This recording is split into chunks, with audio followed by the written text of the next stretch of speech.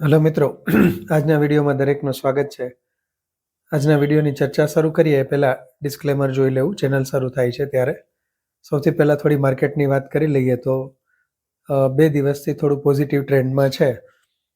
જે સોમ અને મંગળવાર 2 દિવસ. આજે પણ પોઝિટિવ ટ્રેન્ડમાં હતું, સોમવારે ઘટ્યું હતું, પણ રિકવરી જે કહેવાય એ જેટલું ઘટ્યું છે એના પ્રમાણમાં નથી. પણ છતાંય પ્રમાણમાં જે નેગેટિવ સેન્ટિમેન્ટ હતો એમાં થોડો ફેર પડ્યો છે. ખાસ કરીને એફઆઈઆઈ જે છે તો વેચે જ છે, પણ ડીઆઈઆઈની ખરીદારી ચાલુ છે અને રિટેલ ઇન્વેસ્ટર જે કહેવાય એમનો વિશ્વાસ હજી જળવાઈ રહ્યો છે. આમ લોંગ ટર્મ જોતાં કોઈ પ્રશ્ન નથી આવતો. ઇન્ડિયાની ગ્રોથ સ્ટોરી અકબંધ છે. લાંબા ગાળે હંમેશા બજારે રિટર્ન આપ્યું જ છે, એટલે કોઈ પ્રશ્ન નથી. પણ શોર્ટ ટર્મમાં આવા બધા ચડાવ ઉતાર આવતા રહેશે. અને ખાસ કરીને એલર્ટ થવાની એક વસ્તુ એ છે કે જ્યારે ડીઆઈઆઈ વેચવા માંડે અથવા તો લોકલ રિટેલ ઇન્વેસ્ટર જે છે એ પોતાની જે કંઈ એસઆઈપીનો ફ્લો છે કે દર મહિને ઇન્વેસ્ટ કરતા જાય છે, આમાં જ્યારે કંઈ પણ તકલીફ આવે ત્યારે ખરી કસોટી માર્કેટની થાય. અને જો એવી કોઈ પરિસ્થિતિ ઊભી થાય તો ત્યારે તમને જે નિફ્ટી અથવા તો ઇન્ડેક્સ અથવા તો સ્ટોકના જે ભાવ જોવા મળે એ કદાચ એવું બને કે તમારી કલ્પના બહારના હોય. પણ હમણાં એવું કોઈ કારણ ખાસ દેખીતી રીતે નજરે નથી આવતું, એટલે ઘટાડો જે આવે ત્યાર પછીથી બાઉન્સ બેક પણ રિકવરી પણ આવતી જાય છે. અને મૂળ ફંડામેન્ટલ્સ એટલા બધા કોઈ ખાસ વીક નથી. હા, કંપનીના રિઝલ્ટ શરૂ થઈ ગયા છે એટલે કદાચ એવું બને કે જે કંપનીઓના રિઝલ્ટ ઠીક નહીં આવે એમાં કદાચ કરેક્શન આવતું જાય. અને ઘણી વખત તો ઊંધું પણ જોવા મળે છે કે કંપનીનું રિઝલ્ટ ખરાબ આવે અને સ્ટોકની પ્રાઇસ વધતી હોય, અથવા કંપનીનું રિઝલ્ટ સારું આવે અને સ્ટોકની પ્રાઇસ જે છે એ ઘટતી હોય. પણ એનું કારણ મોટે ભાગે કંપનીનું ગાઈડન્સ હોય કે કંપની આવનારા સમયમાં ચેલેન્જીસ હોય એવું કંઈક જાણવા મળ્યું હોય તો આ વસ્તુ બનતી હોય છે. બાકી સ્ટોક સ્પેસિફિક એક્ટિવિટી તો હંમેશા રહેવાની છે અને ઓપોર્ચ્યુનિટી બજારમાં કાયમ માટે રહેવાની છે. છેલ્લા વિડીયોમાં આપણે વાત કરી હતી ટાટા પાવરની, ત્યાર પછીથી ટાટા પાવરમાં પણ 5-7% રિકવરી આવી છે. આપણે જ્યારે વિડીયો બનાવ્યો ત્યાર પછીથી પણ કોઈ લેવા કે વેચવાની ભલામણ નથી, પણ ફક્ત એક આપણે ચર્ચાની વાત કરીએ છીએ. તો ઓલ ઓવર માર્કેટ આ જ રીતનું રહેવાનું છે. અને ઘણા સમયથી કહેતો આવું છું, આગલા વિડીયોમાં પણ આપણે વાત કરી હતી કે હંમેશા એવું ધ્યાન રાખવાનું કે માર્કેટ કઈ બાજુ જશે એનું પ્રિડક્શન કરીને આપણે કોઈ પણ સ્ટોકમાં લેવેચ કરીએ. એના કરતાં માર્કેટ વધે ત્યારે આપણે શું કરવું છે અને માર્કેટ ઘટે ત્યારે શું કરવું છે. દાખલા તરીકે આપણે લીધેલો સ્ટોક જે છે એ માની લો કે હજી પણ અહીંયાથી આ ભાવથી શું થશે, વધે, કદાચ ઘટાડો આવે તો આપણી પોઝિશન એમાં કઈ રીતની લેવી, આ વસ્તુનું ખાસ વધારે જો પ્લાનિંગ કર્યું હોય તો પ્રમાણમાં આપણે સેફ રહીએ અને આપણને માર્કેટના ઘટાડાથી ગભરાટ આવે નહીં.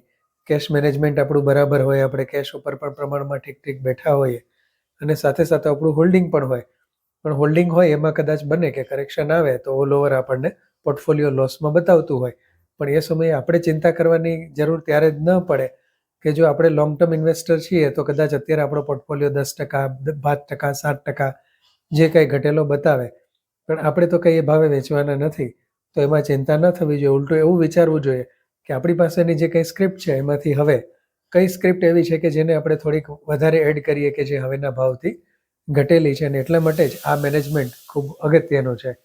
આવનારા સમયમાં આ બધા વિષયોની આપણે વધારે ચર્ચા કરવાના છીએ. જે પ્લાનિંગ ચાલી રહ્યો છે કદાચ હજી 1-1.5 મહિનો કે થોડો વધારે પણ સમય લાગે, કે જેમાં આપણે આપણી કોમ્યુનિટી જે છે યુટ્યુબની, એમાંનું આપણે કોઈ પણ ગ્રુપ બનાવી અને વધારે મિત્રોને આપણે જોડીએ અને જે કાંઈ ઇન્ફોર્મેશન આવે વન ઓન વન આપણે વાતચીત કરી શકીએ, એ વસ્તુનો આપણે વિચાર કરીએ છીએ. અને કદાચ આગળ જતાં એકાદા રજાના દિવસે નાનું એવું લાઈવ સેશન પણ કરીએ કે જેમાં આપણે ક્વેશ્ચન આન્સર લઈએ અથવા કોઈ ઇન્ટરેસ્ટિંગ ટોપિકની વાત કરીએ.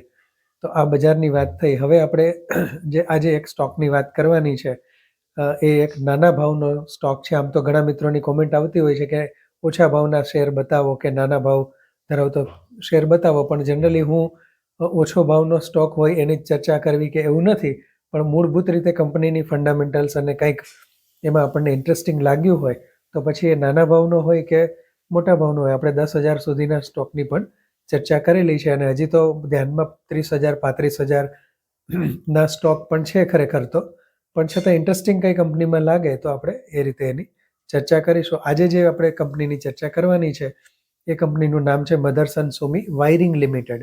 2 કંપની આ ગ્રુપની લિસ્ટેડ છે. એની જે મેઇન કંપની જે છે એ સંવર્ધના મધરસન નામ છે. પહેલાં એ મધરસન સુમીથી જ લિસ્ટિંગ હતી, પછી એનું નામ ચેન્જ થઈ અને સંવર્ધના મધરસન થયું. અને ત્યાર પછીથી 2021માં એનો જે વાયરિંગ હાર્નેસનો બિઝનેસ છે એ સંવર્ધના મધરસનથી અલગ થયો અને અલગથી લિસ્ટિંગ થયો. જેટલા સ્ટોક હતા એટલા જ સ્ટોક એમને શેર હોલ્ડરોને આપવામાં આવ્યા હતા. અને આ મધરસન સુમી વાયરિંગ લિમિટેડથી લિસ્ટેડ છે. શેરનો ભાવ લગભગ છેલ્લે 55 રૂપિયાની આજુબાજુ છે. એનો હાઈ જે છે 80 રૂપિયાનો છે અને 54 રૂપિયાનો લો છે. એટલે આમ જોવા જઈએ તો અત્યારે લોની આજુબાજુ છે. અને ટેકનિકલી ચાર્ટમાં જે પેટર્ન બને છે એ ફેલિંગ કોમેન્ટ જે કહેવાય કે ખરતો તારો એની પેટર્નને મળતો છે. પણ છતાંય હવે લગભગ બેઝની આજુબાજુ આવી ગયો છે અને એના 52 વીક લોની આજુબાજુમાં છે. એટલા માટે ચર્ચા કરવાની ઈચ્છા વધારે થઈ. કંપનીના બિઝનેસની વાત કરીએ તો કંપની લગભગ વાયરિંગ હાર્નેસ કહેવાય, આપણે ઓટોમોબાઈલમાં આપણા ટુ વ્હીલરની અંદર જે આખી વાયરિંગ સિસ્ટમ હોય કે જે વાયરિંગ ઇન્ડિકેટર માટે જતી હોય, હેડલાઇટ માટે હોય છે, ત્યાર પછી સ્ટાર્ટ કરવા માટે ઓટોમેટિક હવે આ જે સ્ટાર્ટર આવે છે એ બધાની સાથે આખું કનેક્ટ કરેલું વાયરનું એક બંડલ હોય, એને વાયરિંગ હાર્નેસ કહેવાય છે. અને એ હાર્નેસ જે છે આખું દરેક વેહિકલ્સમાં આવતા હોય છે. એ ફોર વ્હીલરમાં છે, ટુ વ્હીલરમાં છે. અને કંપની ઓફરોડ વેહિકલ જે કહેવાય, ઓફરોડ વેહિકલ એટલે જે મોટી મોટી ક્રેન્સ છે, રોલર્સ છે, અને જે માઇનિંગમાં ને જે બધા હેવી ડમ્પરો હોય, આ બધા ઓફરોડ વેહિકલ્સ કહેવામાં આવે છે. એના માટે પણ આ પ્રોડક્ટ બનાવે છે. કંપની જે છે એમાં અત્યારની ઇક્વિટી 2 પાર્ટમાં વેચાયેલી છે, જેમાંથી સંવર્ધના મધરસન જે છે એ લગભગ 33% જેવો હિસ્સો ધરાવે છે. અને જાપાનીઝ કંપની જે છે સુમિટોમો વાયરિંગ, ઇલેક્ટ્રિકલ વાયરિંગ કંપની જે છે એ 25% પોતાનું શેર હોલ્ડિંગ ધરાવે છે. પ્રોડક્ટ જે છે એના સિવાય પણ કેટલાક ઇલેક્ટ્રિકલ કમ્પોનન્ટ્સ બનાવે છે, પણ મેઇનલી એમનું વાયરિંગ હાર્નેસ જે કહેવાય એનો બિઝનેસ છે. એ સિવાયનો પણ લગભગ 30% જેવું એમનું કોન્ટ્રીબ્યુશન બીજી બધી પ્રોડક્ટમાં છે. અને કંપનીના એક્સપાન્શન પ્લાન જે છે એમાં પણ આગળ જતાં ઇલેક્ટ્રિક વેહિકલ્સ જે છે એ છે, અથવા હાઇબ્રિડ વેહિકલ્સમાં પણ કંપની વાયરિંગ પ્રોડક્ટ્સ અને એને લગતી પ્રોડક્ટ્સ માટેનો ધરાવે છે કે ભવિષ્યમાં એ બધી પ્રોડક્ટ્સ આવશે. અને કેટલાક ઉપર અત્યારે ઓલરેડી એમણે કામ શરૂ કરી દીધું છે. કંપનીનું જે કોલેબોરેશન્સ છે એમાં મેઇનલી જે સંવર્ધના મધરસન છે એમણે આગળ જતાં ભૂતકાળમાં એક બોમ્બાર્ડિયર યુકે રોલિંગ સ્ટોક ઇલેક્ટ્રિકલ જે છે એ કંપની એમણે ટેક ઓવર કરી હતી. અને એ સિવાય રેડેલ કરીને ફ્રાન્સની ફ્રેન્ચ કંપની જે હતી વાયરિંગની, એક ટેક ઓવર કરી હતી જે સંવર્ધના મધરસનમાં છે.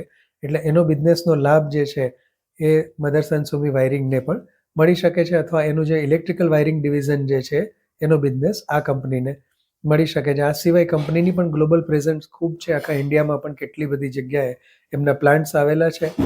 અને મૂળભૂત રીતે જાપાનીઝ કોલેબોરેશન અને એની ટેકનોલોજી છે, એટલે કંપનીનું મેનેજમેન્ટ પણ ઘણું ક્લીન છે. તો આ વસ્તુ થઈ કંપનીની પ્રોડક્ટની અને એના મેનેજમેન્ટ વિશેનું. અને કંપનીનો શેર જે છે એ 2022થી લિસ્ટેડ થયો છે, એટલે કેટલાક રિઝલ્ટ આપણી પાસે છે. તો આપણે એના આંકડાઓ જોઈ લઈએ તો લગભગ 24,741 કરોડ જેવી માર્કેટ કેપ છે કંપનીની. કંપનીનો પી 37ની ઉપર થોડો ઘણો છે. Return of capital employed ROCE જે છે એ કંપનીનું 45% ઉપર છે. અને ROE જે છે 40%ની આજુબાજુ છે. 2-4%નો એમાં ફેરફાર થતો રહેતો હોય ક્વાર્ટરલી રિઝલ્ટ જે પ્રમાણે ફેરફાર આવે એ પ્રમાણે. અને ઓપરેટિંગ પ્રોફિટ માર્જિન કંપનીનો 12થી 13%નો છે. કંપનીનો રેવન્યુ ગ્રોથ 18% અને profit growth on an average 26% છે. પણ છેલ્લું જે ક્વાર્ટરનું રિઝલ્ટ આવ્યું હતું એમાં રેવન્યુ ગ્રોથ લગભગ 7-8% જેવો હતો અને પ્રોફિટ ગ્રોથ લગભગ માઇનસમાં હતો.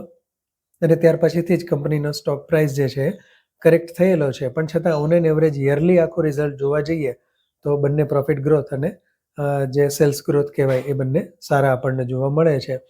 આ કંપનીની ઇક્વિટી 442 કરોડની છે, એની સામે રિઝર્વ 1175 કરોડ, કંપની ઉપર દેવું 282 કરોડ અને 1400 કરોડની લાયબિલિટીઝ છે. પણ ડેટ ટુ ઇક્વિટી રેશિયો પ્રમાણમાં ઘણો ઓછો જોવા મળે છે, એટલે ફાઇનાન્શિયલ્સ પણ સારા કહેવાય.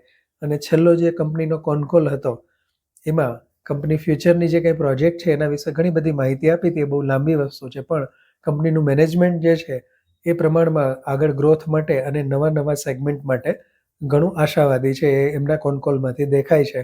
અને કંપની આગળ જતાં પણ ગ્રોથ કરે, કારણ કે પેડિગ્રી કંપનીની ખૂબ સારી છે. ઇવન સંવર્ધના મધરસન સુમી જે છે એનો પણ એક વખત આપણે ડિટેલ કરીને જોવું છે, પણ હજી એમાં અત્યારે કોઈ ઇન્ટરેસ્ટિંગ એટલી વસ્તુ નથી લાગતી. જ્યારે આપણો ખાસ એક હેતુ એવો હતો કે કરેક્શનમાં અથવા તો કોઈ કંપનીનું ક્વાર્ટરલી રિઝલ્ટ 1-2 ક્વાર્ટરનું ખરાબ આવે અને એ જે કરેક્શન આવે એ ટાઈમે જો સારી કંપની હોય ને બાકી બધું બરાબર હોય તો એ સ્ટોક આપણે પોર્ટફોલિયો માટે વિચારી શકાય.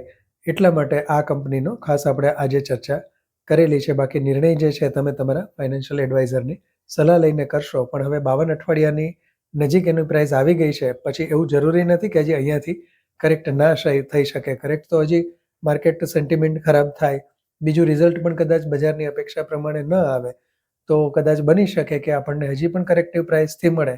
પણ છતાંય પર્સનલી મેં પોતે એમને વોચ લિસ્ટમાં રાખી અને આપણને વોચ કરવા ગમે એટલા ક્વોન્ટિટીમાં સ્ટોક એડ કરેલા છે.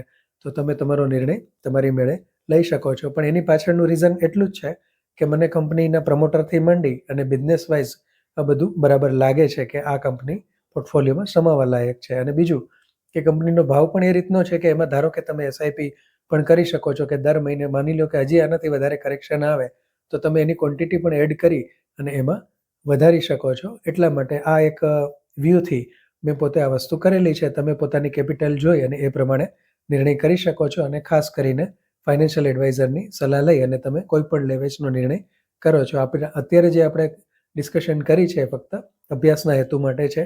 તો વધુને વધુ મિત્રોને આ વિડીયો પહોંચાડો અને લાઈક કરવાનું ચૂકશો નહીં મિત્રો. ધન્યવાદ. જય હિન્દ.